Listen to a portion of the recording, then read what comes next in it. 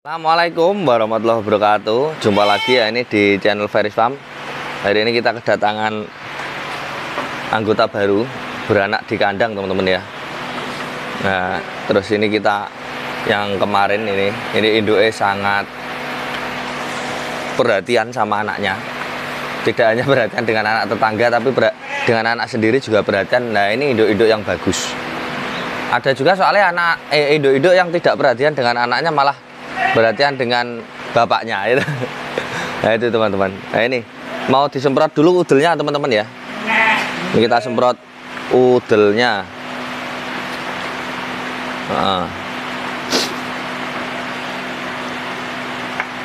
Diberdirikan ya. Nah, kita berdirikan ini teman-teman ya. Semprot cocok. Nah, wes. Sip. Alhamdulillahirrahmanirrahim. Jantan ya? Oh betina. Betina.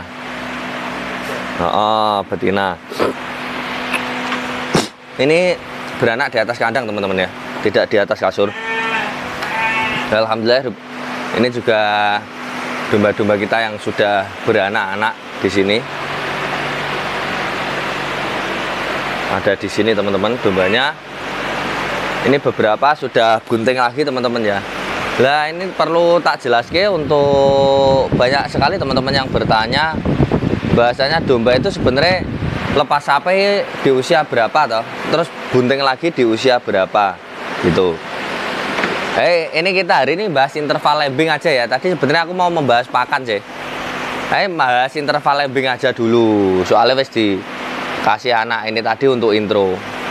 Nah untuk interval lambing domba ini kita pakai 8 bulan sekali teman-teman, itu yang udah cepat. 8 bulan itu kita buat 2 bulan untuk kawin, 5 bulan untuk bunting, masa bunting, dan 1 bulan untuk menunggu masa beranak. Sebenarnya seperti itu. Kalau dalam setengah interval lambing domba ini tidak kunjung beranak itu, berarti ada masalah dengan domba ini. Baik dari pakannya, baik dari kondisi tubuhnya, baik dari fertilitas atau tingkat reproduksi itu loh teman-teman. Jadi kalau domba-domba seperti itu bagaimana caranya? Kita lihat dulu pokok masalahnya. Kalau domba itu sudah pernah beranak, mereka kemungkinan tetap bisa beranak lagi ya teman-teman ya. Berarti tidak ada gangguan di reproduksi. Kalau misalnya dari awal wes dikumpulke selama 4 bulan tidak beranak, ya itu ndang didol.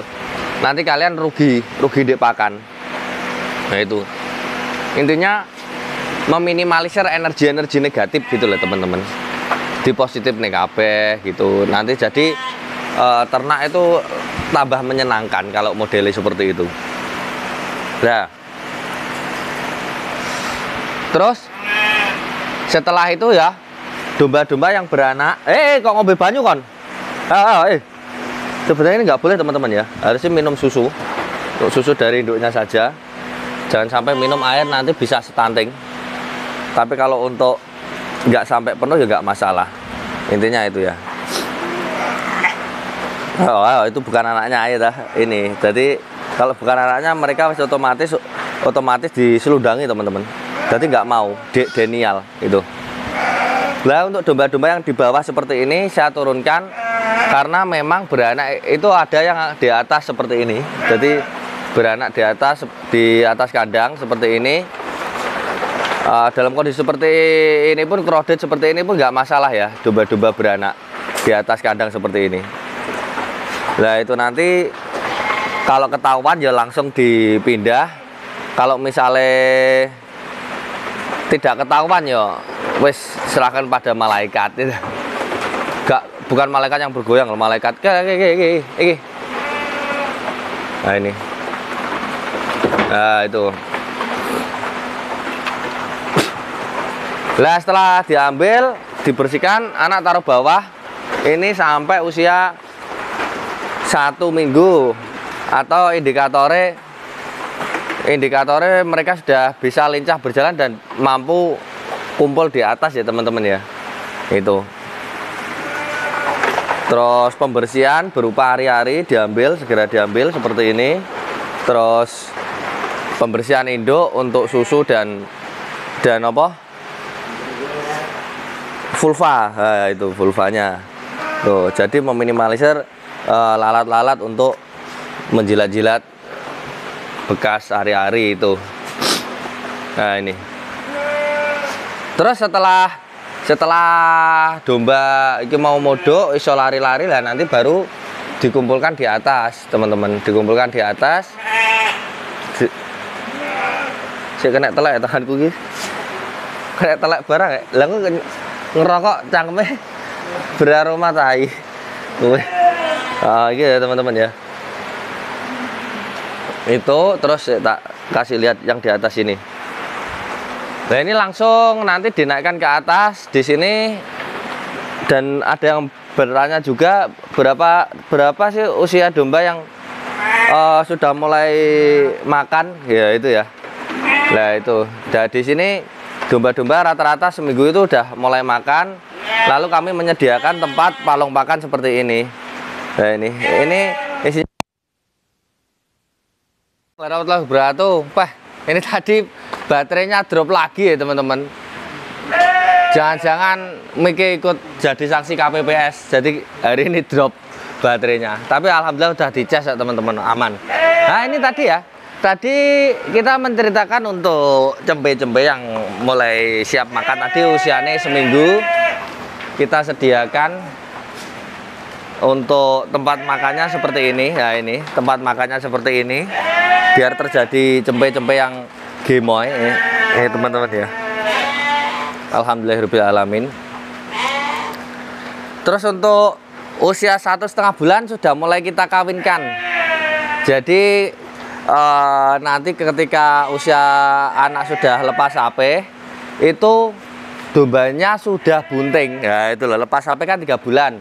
Berarti insya Allah domba-dombanya sudah mulai bunting. Jadi ketika lepas HP sudah mulai bunting, itu akan mempercepat atau memangkas biaya untuk domba-domba di masa tidak produktif itu loh teman-teman. Cek, ini reget paling ya kameraku ya. Nah itu. Nah seperti yang teriak-teriak ini tadi teman-teman. Mana-mana yang teriak-teriak. Itu tadi udah bunting ya teman-teman ya. Lah anaknya di sana, anaknya kita pisah. Karena kenapa, kalau ketika bunting sudah mulai membesar, ini nanti kalau tetap dinyot sama anak, itu nanti akan terjadi kontraksi dan penyebab salah satu keguguran. Nah itulah teman-teman ya. Jadi ini untuk domba-domba kita, ini untuk proses makan seperti ini. Terus yang penting itu tadi interval lambing lah. Jadi ketika induk ini tadi lepas HP 3 bulan, terus untuk pas melahirkan pertama, anak sudah mulai bisa dikawin. Nah itulah. Jadi menunggu 5 bulan, anak ini udah usia 8 bulan, dan itu anak udah bisa mulai dikawin. Jadi untuk 1 tahun itu induk bunting 2 kali, beranak 1 kali, itu untuk hitungan normal.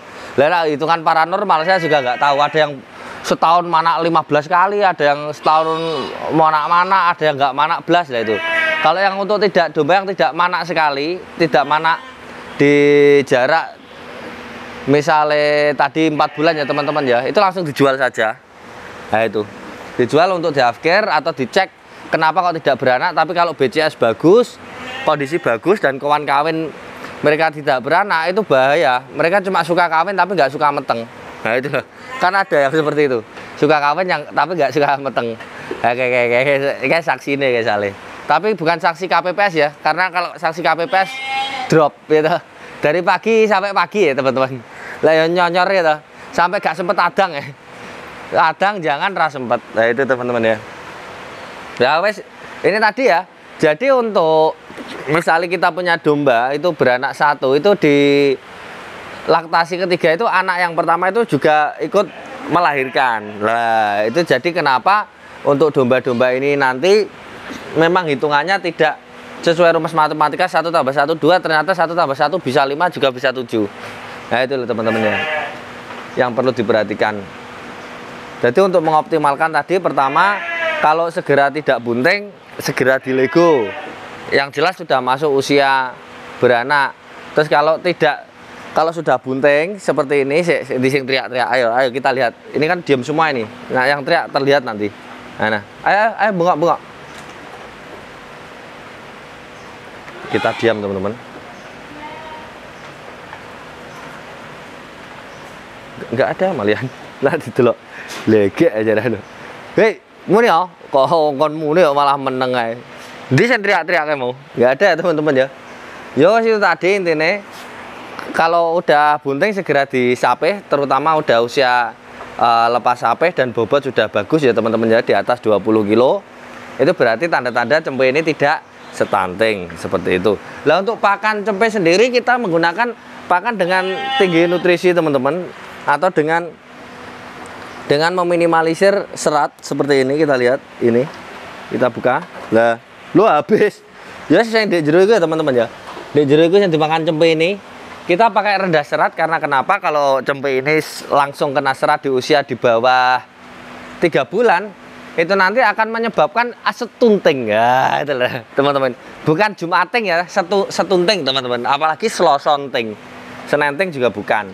Nah itu tadi, kalau sudah usia 2 bulan sampai mendekati 3 bulan baru bolehlah masuk complete feed seperti ini untuk mengoptimalkan intinya. Jadi kayak kemarin kita melakukan penimbangan itu minimal bobotnya bisa 20 kilo.